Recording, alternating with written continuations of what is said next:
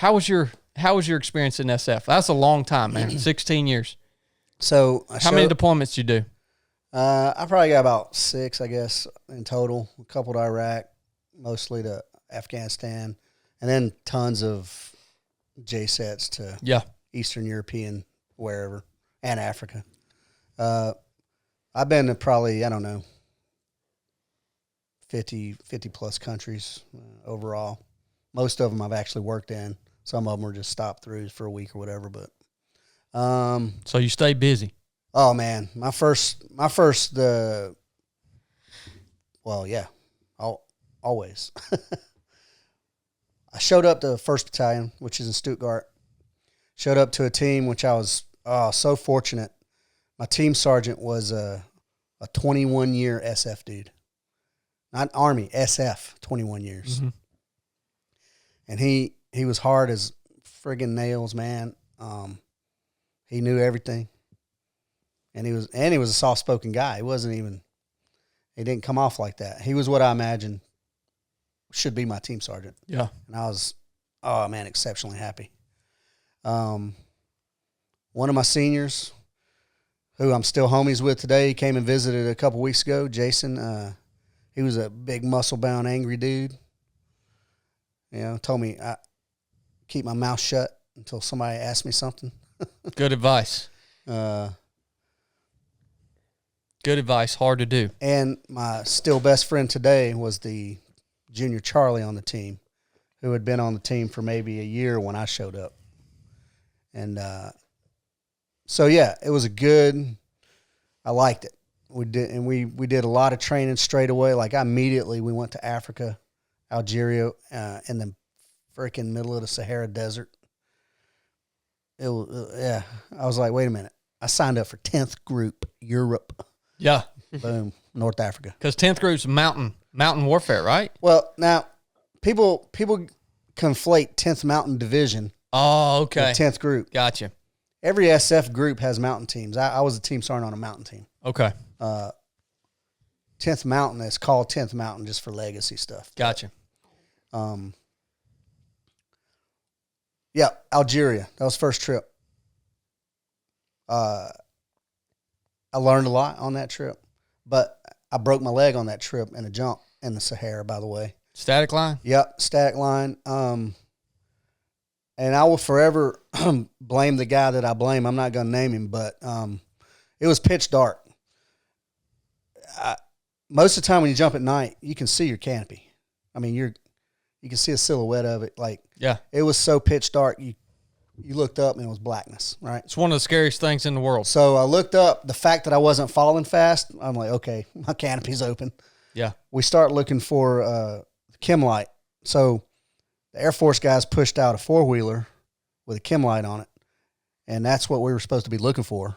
Mm-hmm. So that went out before us. I jumped, try to figure out my canopy's open. Canopy's open. Okay, good. I started looking for a chem light.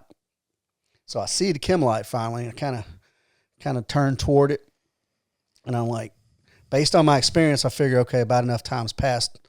Pull my ruck. As soon as I pulled the ruck to drop it, it hit the ground. Gosh. And my feet were still slightly spread apart. Yep. I landed right on top of the rucksack, and my legs split, and all my weight went on my left ankle. Snap, like you could hear it out loud in the night. Gosh, pop. dog. And my team sergeant said, okay, he was, probably down the drop zone a little bit, and he heard, he's like, I knew it was you, man. Anyway, I distinctly remember during the Mako brief, which is the pre-jump sort of briefing, that I asked, he didn't brief the drop altitude. So I raised my hand at the end. Like, hey, what's the drop altitude?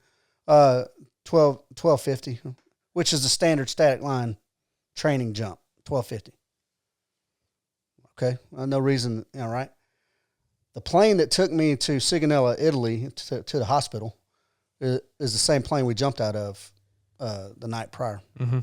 I asked him what the jump altitude was, and it was somewhere around 900. So in my mind, I was following, by this time in my life, I probably had 60, 70 jumps. So you knew how long it took you generally to get to the ground. Yeah. So I was a little upset about that because that break, I didn't let it heal correctly. My medic was kind of he was a heavy drink, whatever. It wasn't like I didn't do proper physical therapy on it. Yeah. And it still bothers me to today. Yeah. But prior to going to Africa, we went in February. I jumped late February, in December, right before Christmas, I broke my other leg. Same exact spot. So I shouldn't have been jumping out of airplane at all.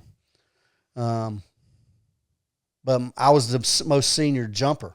I wasn't the most senior guy on the team, but other than my team sergeant, I had more jumps than anybody else because I came from the 82nd. Yeah.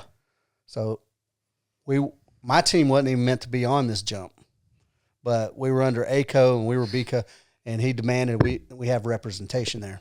So my team was like, all right, me and you go. Get it over with. That's wild that you tell that story, man, because we just talked about all the stuff we just talked about at Static Line. You're hearing it actually happens. It's like he's talking about jumping at 900 feet. Let me give you some context. Free fall, you jump at 12,000 feet. All right, so you got all the time in the world if something goes wrong. 900 feet, when you're out of the plane, the ground's right there. Well, that's the whole point. Like in training, normally it's 1,250 feet. Yeah. But I think in combat, it's somewhere in the neighborhood of 800 or 700.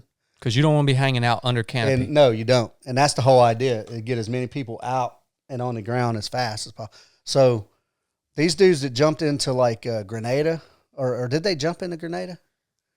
I know they jumped into the airstrip. I think in Panama. Yeah, in Panama, yeah, which was a disaster. Yeah.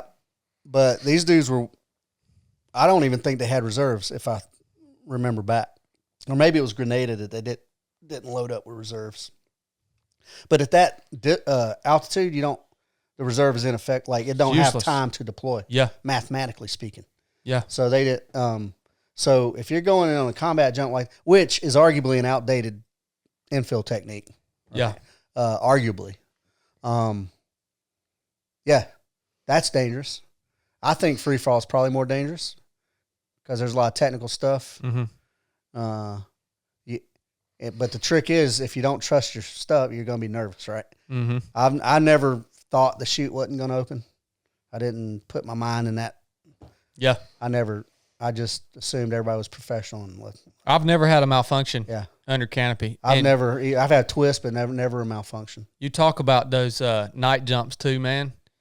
I mean, I've done multiple night jumps out over the horizon in the ocean, and that dark that Edgar's talking about is a whole different level. Oh, man. When you go out of the plane, you don't know which is direction the ground or the sky is, because when you come off the rear ramp of an aircraft, it pitches you forward, and you have to bend your knees to counteract that and actually get into a good free fall position. So it pitches you way forward, and there's a while where you don't know what up is and what down is because it's so dark. You can't see the difference between the surface of the ocean and the sky. And then when you finally level out, look at your altimeter, pull your chute, you get under canopy. Well, everybody's pulling at about the same altitude.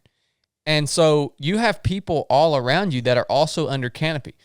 So once you get your canopy good to go, you're good. But then you have to worry about collision with other jumpers.